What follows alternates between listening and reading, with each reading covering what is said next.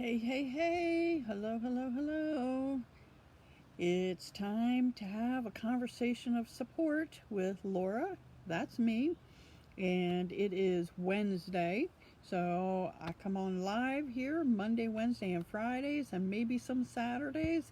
But today is Wednesday. I know that for sure. So thanks for joining. Thanks for tuning in. And if you're watching on the replay, thanks for doing that as well. So today's topic is all about feeling overwhelmed. Are you feeling overwhelmed currently? Have you ever been overwhelmed? I think the answer is yes. We can all say that we have been overwhelmed. We can all say that at some point in our lives, one time or many times, we feel overwhelmed. And right now, I think the world is feeling overwhelmed. And but we can get through this together. And one of the things that helps me when I feel overwhelmed is I just need to be quiet for a little bit. I just need to be by myself, to tune out everything else for just a little bit, kind of like building that protective wall around you for just a little bit, some bubble wrap, right? So, what makes you feel overwhelmed? A personal time for me was I know I felt overwhelmed when my son was diagnosed with Duchenne muscular dystrophy at age 6. He's now 24 and still doing pretty well. I mean, it is a progressive disease, so he will change as he gets older. But, when I first heard those words, it was so overwhelming, and there's so much information on the internet that it just took my breath away. I mean, I can literally remember sitting in that office when I got that diagnosis and just going, and my husband looking at me because he heard me breathing like that. But as we have handled it over these last however many years that is, uh, to not feel overwhelmed has been to be able to just take it piece by piece. We deal with each uh, um, milestone that happens along this journey with him as it comes. I don't worry too much about the future with it, but because if I try to remember everything about this disease with him, it's overwhelming. Do you feel overwhelming in your work life or your personal life or your volunteer life? We all have those moments where we feel overwhelmed. I found a quote that says, "When life gets hectic and you feel overwhelmed, take a moment to focus on the people and the things you are most grateful for. When you have an attitude of gratitude, frustrating troubles will fall by the wayside." And that does help a lot. If you are feeling overwhelmed and there's too much info coming in at you, there's too much negative news out there, balance it out by concentrating on the positives. Think about what you are grateful for. Even if you're struggling financially or you're struggling emotionally, find the things that you do have, that you can feel positive about, that you are grateful for. Even if you feel like, you're sad that your circle is small, be grateful for that small circle of close friends and family who are there for you. So as you feel grateful for that, then those troubles will start to ease up enough that you can feel like you can handle them in a more positive way. Um, Let me see. Check here. There we go. You don't have to figure out everything out today. You don't have to solve your whole life tonight. You don't have to tackle everything at once. You just have to show up and try. You just have to focus on the most immediate thing in front of you, and you have to trust that you'll figure out the rest along the way. I love all of those sayings there. Is take it one step at a time.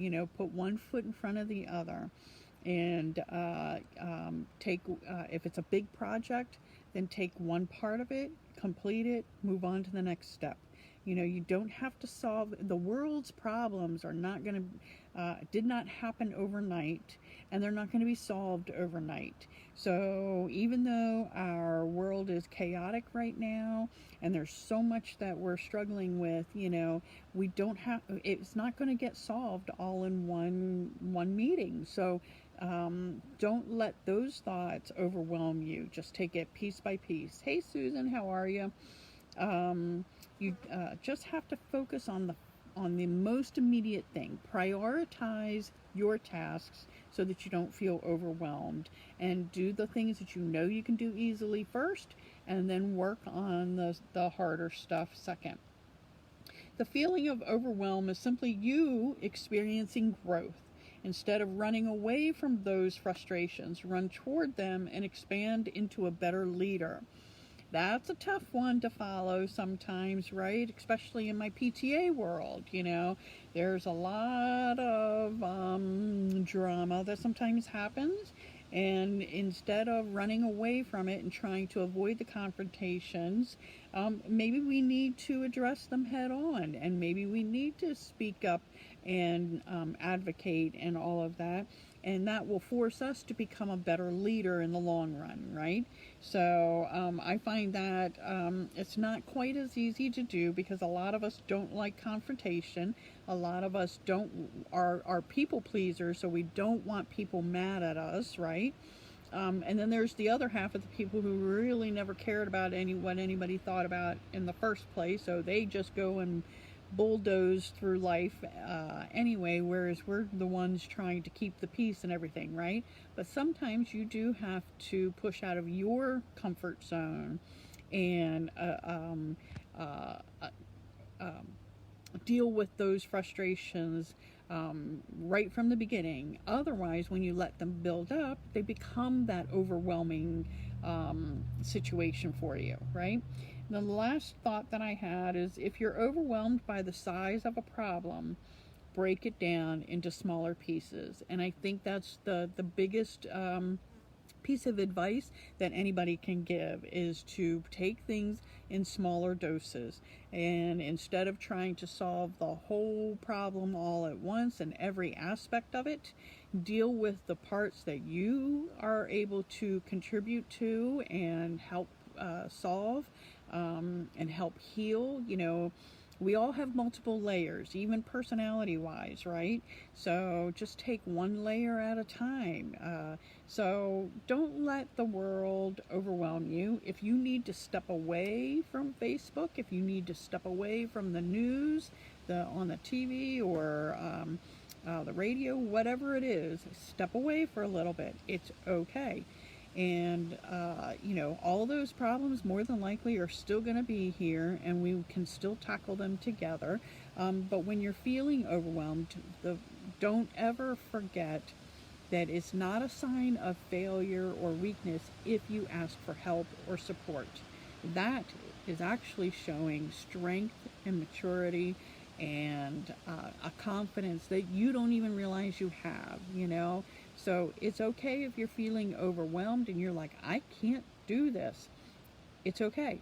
Just say it, acknowledge it, and then reach out to someone that you can trust and let them know that you would like some help with this, whether it's emotionally, spiritually, physically, any others. But you know what I mean.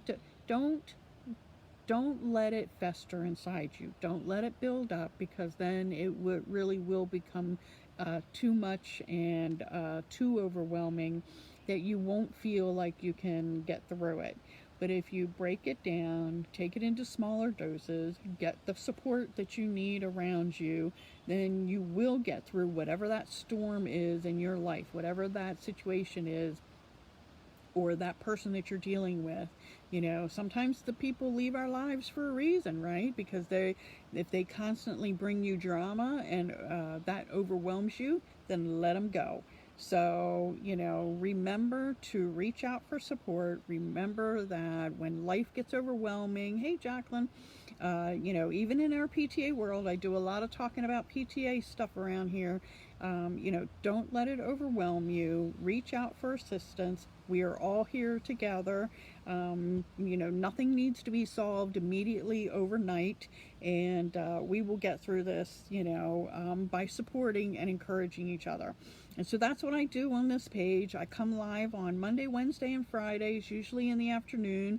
My husband's getting our son up and ready for the day. We may take a walk up to, drive up to the boardwalk in Ocean City, because we haven't done that yet. We haven't left the house, but we don't have to let life overwhelm us, and it's not always easy, but just know that there are people out there who would help you if you just let them know that you need the help. So on that note, I hope it's nice weather where you are. I'm on the Eastern Shore currently, so wherever you are, I hope it's nice weather. I hope you get to go out and enjoy it. Enjoy your family, enjoy the people that you work with or volunteer with. And if you're getting overwhelmed about something, it's okay to be quiet, it's okay to step back, and it's okay to reach out for help. So as I always end things, make sure when you go out, you smile, even if you're wearing the face mask. Show those wrinkle lines like I do.